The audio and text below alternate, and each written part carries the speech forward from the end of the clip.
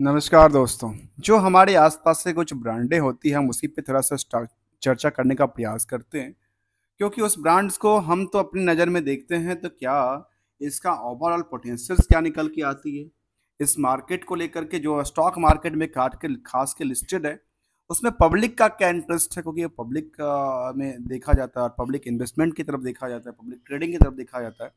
तो कंपनी का नाम है 3M इंडिया। इसकी क्या है पोटेंशियल्स लेकर के, क्योंकि इसकी एक साल के इसका स्टॉक प्राइस काफ़ी महंगा है। स्टॉक प्राइस कहने का मतलब ये देखा है तो करीब 38,000 40,000 के आसपास कारोबार करती नजर आई थी। लेकिन इसका परसेंटेज ऑफ ग्रो की तरफ देखा जाए यदि एक टाइम फ्रेम में, तो उतनी बड़ी पुल बैक नहीं देखने को मिली एक्सेप्ट द लास्ट 10 सालों में।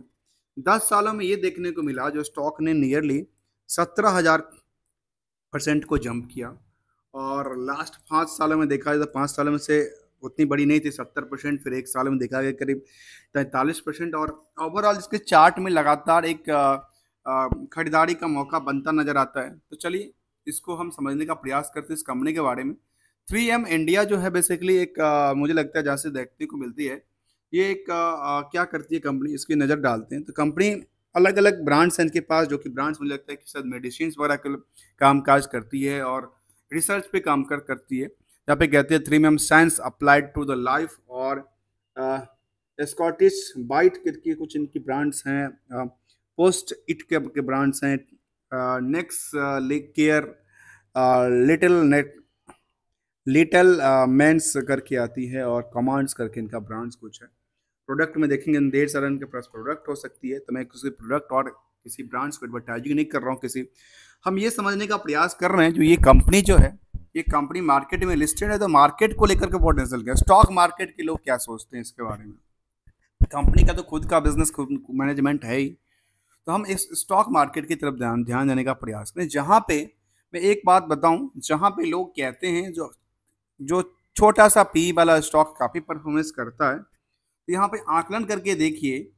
जो स्टॉक में हम सबसे पहले पी से बात कर रहे हैं एक्सेप्शनल के तौर पे, यहाँ पे इंडस्ट्रियल की पी क्या कहती है, 25.5 कहती है, और इसका पी 3 गुना से ज़्यादा है। अर्थात क्या लगता है, इसका स्टॉक प्राइस महंगा है या सस्ता है। तो यार, तो ये केवल केवल ये इंडिकेटर काम नहीं करता, ये तो एक केवल फार्मूला है।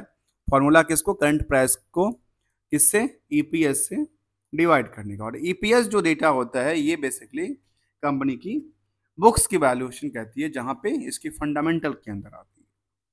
तो चलिए, अर्थात फंडामेंटल यहाँ पे कोई दिक्कत नहीं है। फंडामेंटल इससे देखने को मिलता है कि फंडामेंटल काफ़ी स्ट्रॉन्ग्स हैं, जिसके लिए क्या है, इसका फंडामेंटल स्ट्रांग होने की वजह से जो भी चीज़ें हैं, तो इस जिस हिसाब से स्ट्रांग है उस हिसाब से प्रकार प्रकार मार्केट जो है ना, उस हिसाब से लगातार डबल से ट्रिपल जंप करती नजर आती है, उसके अर्थात ये मार्केट को पोटेंशियल नजर आती है। तो चलिए, सबसे पहले इसमें हम करंट प्राइस को काट देते हैं, क्योंकि ये 3 फैक्टर से बनती है, फंडामेंटल, टेक्निकल और सेंटिमेंटल। इन तीनों को एड ऑन करेंगे तो निकल के आता है करंट प्राइस, क्योंकि ये बेसिस ऑफ स्टॉक, ये chart analysis for stock, this is sentimental for the market policy and the news. तो बुक वैल्यू कितना है, 2100 रुपये का। इसकी इंट्रेंसिक वैल्यू क्या कहती है, इंट्रेंसिक वैल्यू के बारे में पता होगा, नहीं तो आप बताओ। Intrinsic value basically is the underlining assets variations is 4457। इसके बेसिस पे हमने पी का देखा, पी में क्या निकल के आई, पी इंडस्ट्रियल के पे से काफ़ी गुना इंक्रीज करती नजर आती है। तो मतलब ये फॉर्मूला बेसिस है, ये अर्निंग टू द ईपीएस से डिवाइड करने के बाद निकलती है, उसमें कोई फर्क ज़्यादा पड़ता नहीं है। चलिए, और ये इंडस्ट्री की पी, यदि सेम सेक्टर की कंपनियां, सेम सेगमेंट की बात करता हूँ मैं, यदि किसी कंपनी के सेम सेगमेंट से उतना पैसा आता है तो फिर उससे उससे कंपेयर किया जा सकता है, उसको उस बकेट में रखा जा सकता है। अब आते हैं हिस्टोरिकल डेटा। आरओसी कहती है 30.31.1 और आरओई कहते हैं 24.8। फेस वैल्यू है 10 का, डिविडेंड का जिस हिसाब से स्टॉक की प्राइस है करीब करीब 38,000 के आसपास, उसका डिविडेंड का एल्ड कुछ नहीं है, इज नथिंग, 0.41 के आसपास है। प्रमोटर्स होल्डिंग 75%, अब प्रमोटर ने कोई प्लेस नहीं किया, ये भी अच्छी बात है। अब प्राइस टू बुक वैल्यू फिलहाल ये कितना पे काम काज करती है, 18 गुना इंक्रीज कर चुका है, 180% का जंप किया है। कहाँ से, सॉरी 18 गुना इंक्रीज किया है, कहाँ से, बुक वैल्यू से।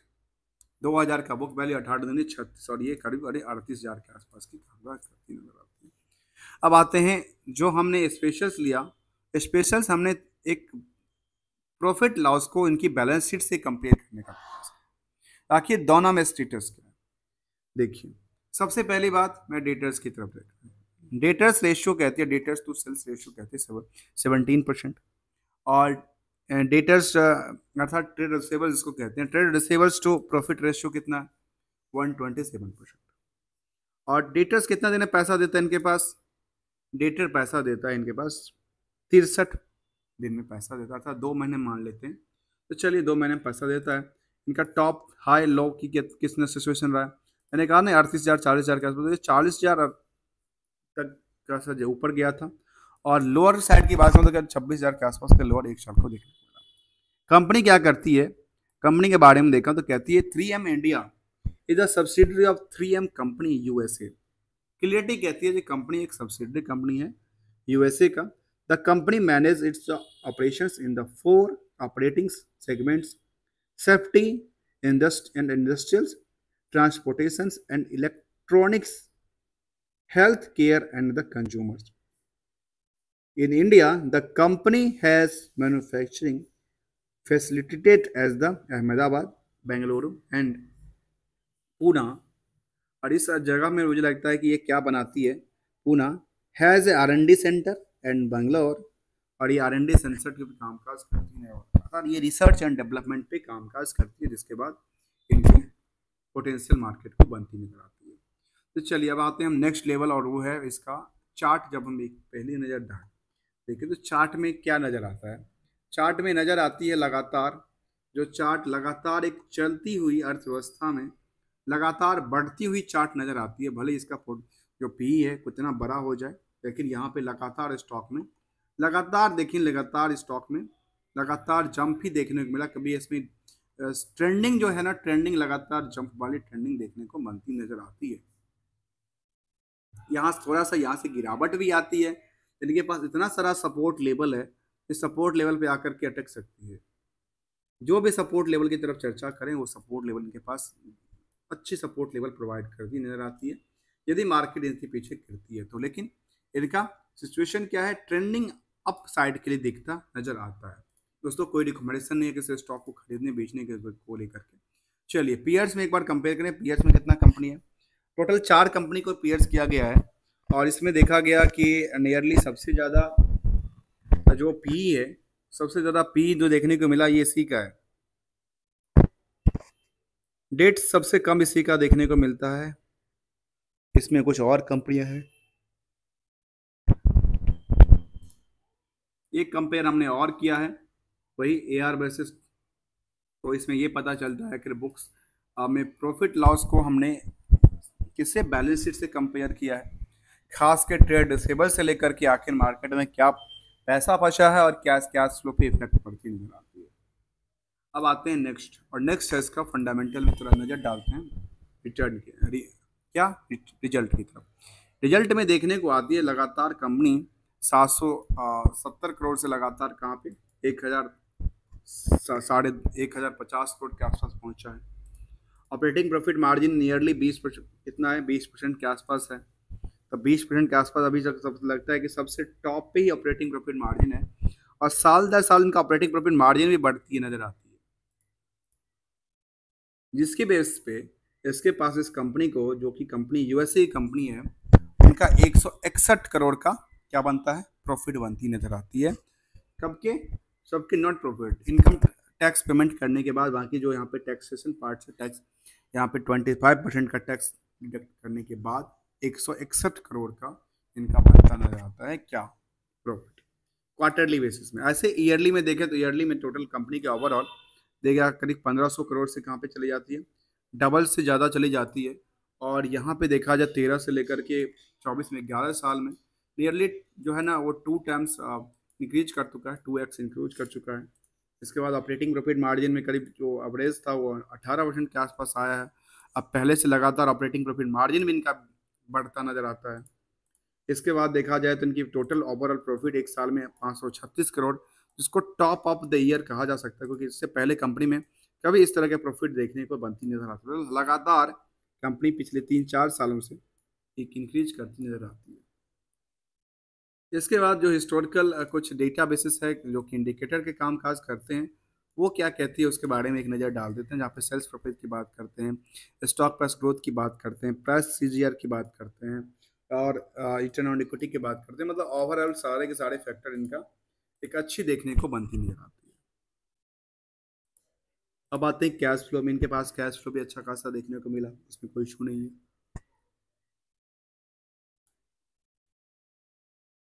कंपनी की रिजर्व एंड सरप्लस लगातार बढ़ती नजर आती है।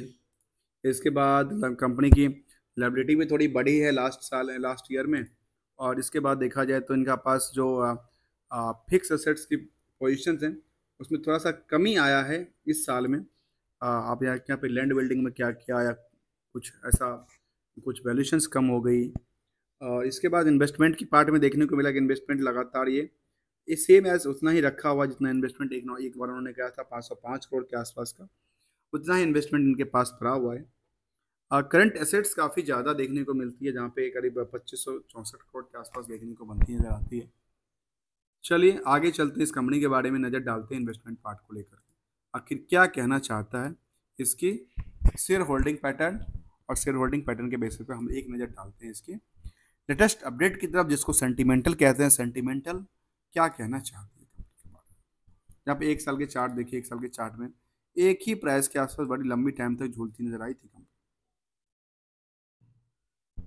इसके बाद एक प्राइस इन्होंने चेंज किया, इस प्राइस पे दोबारा आती है, और इसी प्राइस के आसपास बार बार स्टॉक आके रुकती नज़र आती है। और इसके बाद जब मार्केट जंप करती है तो लगातार यहाँ से एक जंप करती नज़र आती है। यहाँ पे देखिए, यहाँ पे जंप क्या था, एक गिरावट थी, लेकिन गिरावट के बाद दोबारा जंप करती है। मतलब मार्केट की इनका एक तो यूएस बेस्ड कंपनी है, उसका पोटेंशियल रिसर्च एंड डेवलपमेंट पे है, तो कुछ ना कुछ अच्छे करती है, जिसकी वजह से इनका सेल्स लगातार बढ़ता नजर आता है। लेटेस्ट अपडेट कहती है कंपनी के बारे में, डुप्लीकेट सर्टिफिकेट इनका लॉस हो गया, और ऐसा कोई भी ऐसा अपडेट लेटेस्ट में देखने को बनती नजर नहीं आती। केवल कॉर्पोरेट एक्शन तरफ देखें तो कॉर्पोरेट एक्शन कंपनी डिविडेंड देइंग कंपनी है।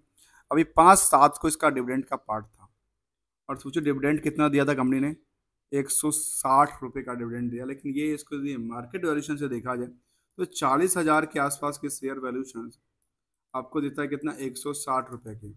मार्केट 1% गिरेगा तो कितना गिरता है, 40 रुपये गिर जाएगा। ऐसा होता है ना। आज के मार्केट में कितना गिरा था लास्ट टाइम में मार्केट चला था, कितना चढ़ा था, उस पर चर्चा करें। तो लास्ट टाइम मार्केट में देखने को मिली जो चली थी मार्केट, वो नियरली 1.5% से ज़्यादा चल गई। 1% मतलब 400। सोचिए 160 रुपये का डिविडेंड देता है इसकी, और जिन लोगों ने डिविडेंड के चक्कर में, मैं कहता हूँ ना, जिन लोगों ने इस डी के चक्कर में इनका शेयर खरीदा, उनका तो क्या हो गया, उनको तो लॉस। मतलब ये कैलकुलेशन बिल्कुल करना चाहिए हमेशा, जो कोई स्टॉक में डिविडेंड या बोनस में जो बेनिफिशियल मिलती है उसका क्या इफेक्ट पड़ता है और उसका कितना इफेक्ट पड़ती है। चलिए शेयर होल्डिंग तरफ हम जानने का प्रयास करते हैं, जहाँ पे शेयर होल्डिंग क्या कहती है। और इससे पहले हमने डेटा देखो, एक बार डेटा जो अपडेटेड है यहाँ पे उसमें हिसाब देखा है तो लगातार इनकी अर्थ जो व्यवस्था है वो लगातार बढ़ती नहीं रहती है, इस कंपनी के लेकर के कहता हूँ। अब आते हैं शेयर होल्डिंग पैटर्न में, जहाँ पे 75% की होल्डिंग प्रमोटर्स और सिर्फ 25% होल्डिंग इज द इंडियन। अर्थात चलिए इसमें 25% और बाकी सारे कंपनी में क्या कहती है। तो इस कंपनी के चार्ट बेसिस में देखने को ये मिलती है, जो नियरली इन्वेस्टमेंट में promoters is a 3M company in the USA 75%। और एक बात यहाँ पे मैं एक बात यहाँ पे इंक्लूड करना चाहता हूँ, जो एक बात यहाँ पे आज मुझे याद आती है, जहाँ पे अभी ऑब्जर्वेशन चल रही है इनके ऊपर, पता है ना आपको, अदानी के ऊपर। क्या जो उन्होंने एक हिंडनबर्ग रिपोर्ट, यूएसए कंपनी थी, उन्होंने एक रिपोर्ट निकाल दिया जिनकी ऐसा ऐसा इनकी खुद की शेयर उन्होंने खुद ले रखा है मॉरिशस और बाकी सारे ऑफशोर फंड के थ्रू। अब यहाँ पे कौन जांच करे, मैं इसकी बात कहता हूँ, यहाँ पे कौन जांच करे किसी कंपनी को लेकर के, जो जो एफआई है या डीआई है, वो कौन है, कौन जांच करे। यहाँ पे 3% की जो डीआई है या एफआई है, वो कौन जांच करेगा। एफआई में किसका कौन सपोर्ट करता है, कौन जांच करता है। वैसे डेटा सारा का सारा सेबी के पास होता है, सेबी चाहे तो चेक कर सकता है। निपन के पास 2% होल्डिंग है, और यूटीआई के पास 1% की होल्डिंग है। पब्लिक के पास देखा कि पब्लिक में एक ही नाम निकल के आता है, bright star investment private limited, जिनके पास क्या निकल के आती है, इनके पास निकल के कुछ होल्डिंग आती है और ये ढेर सारा कंपनी में इन्वेस्टमेंट करके बैठी है। ये चाहे वो आंध्रा पीपर्स की बात हो, 3M इंडिया हो, डी मार्ट हो, ब्लू डार्ट हो, ये मेट्रोपोलियंस हो, इनके ढेर सारे कंपनी में हैं। TV18 ब्रॉडकास्टिंग में फिलहाल इनके कभी साहब फिलहाल देखने को नहीं बनते। VST इंडस्ट्रीज में जो कि सिगरेट बनाने वाली कंपनी थी, बहुत सारी कंपनी में इन लोगों ने ये कंपनी ने इन्वेस्टमेंट किया है। और यहाँ पे यूनाइटेड स्पिरिट में भी काम किया था। TV18 का भी था इनके पास, पार्शल लंबी चौड़ी देखने को मिला। Bright star investment private limited, 1% की होल्डिंग यहाँ पे बनती नजर आती है। यार इस कंपनी में इतने बड़े कामकाज के बाद मैं इसमें ये चेक करूँ, जिसमें एक आम इन्वेस्टर क्या है। आम इन्वेस्टर की तादाद कम नहीं है दोस्तों। आम इन्वेस्टर जो 2 लाख से कम के इन्वेस्ट करके बैठे हैं, उनकी तादाद करीब करीब देखा गया करीब 9% के आसपास इनकी तादाद है। नियरली 9% के आसपास है, अर्थात टोटल तादाद कितना था, टोटल तादाद है इनका 12% का ना, 13% का। 13% में 9% की तादाद किसकी है, एक रिटेल इन्वेस्टर। अब चलते हैं इसके चार्ट में। हमने वैसे देखा कि लगातार एक ट्रेंडिंग बनती नजर आती है। तो आज परफॉर्मेंस क्या कहती है, स्टॉक लास्ट 10 साल में देखा गया कि लास्ट 10 साल में 17,000% का जंप करती नजर आती है। ऐसे ही एक साल में देखें तो एक साल में क्या कहती है, एक साल में कहती है 70% का जंप किया है। और 5 साल में, एक साल में लगातार इसके चार्ट को देखिए, चार्ट में गिरावट के बाद भी अच्छी आ रही। यहाँ पे एक साल में देखना 43% की जंप किया है। YTD कहती है करीब 5% के हिसाब से, एवरेज हिसाब से। और 6 महीने में करीब 13%, एक महीने में देखा गया करीब कितना परसेंट, 14%। और 5 दिन में लगातार फिर 4%, और एक महीने में, एक दिन में थोड़ा सा इसमें ओवरऑल थोड़ा सा रहा है, लेकिन 0 हल्का ही रहा। मतलब ओवरऑल ये देखा जा सकता है स्टॉक में लगातार बढ़ती हुई है। जबकि स्टॉक की यहाँ की पी कहती है 74 के आसपास। देखिए स्टॉक का पी यहाँ कहती है, मतलब 7, अलग अलग जगह पे अलग अलग शायद पी देखने को मिलती नजर आती है। इसीलिए पी जो है ना, पी की कैलकुलेशन बिल्कुल हमेशा उसको इंडिकेट सामने नहीं देखता है। यहाँ कहती है पी 74 के आसपास। इसके बाद देखा गया कि पी यहाँ पे क्या कहता है, यहाँ के पी के देखेंगे तो पी कहता है 81 के आसपास। और इसके देखा गया कि जो यदि हम इसको कहाँ पे देखें, यहाँ पे हम देखने का प्रयास करते हैं, NSE कहती है पी 76 के आसपास। तो सोचिए पी किसका, कौन सा अच्छा है कौन सा अच्छा नहीं है, आप डिसाइड करके देखिए। सबका पी अलग अलग है। और यदि हम इसी पी को BSE पे देखें तो BSE इसके बारे में पी क्या कहता है, इसके बारे में पी कहता है BSE नियर अबाउट द, इसके बारे में ये कहता है पी 81।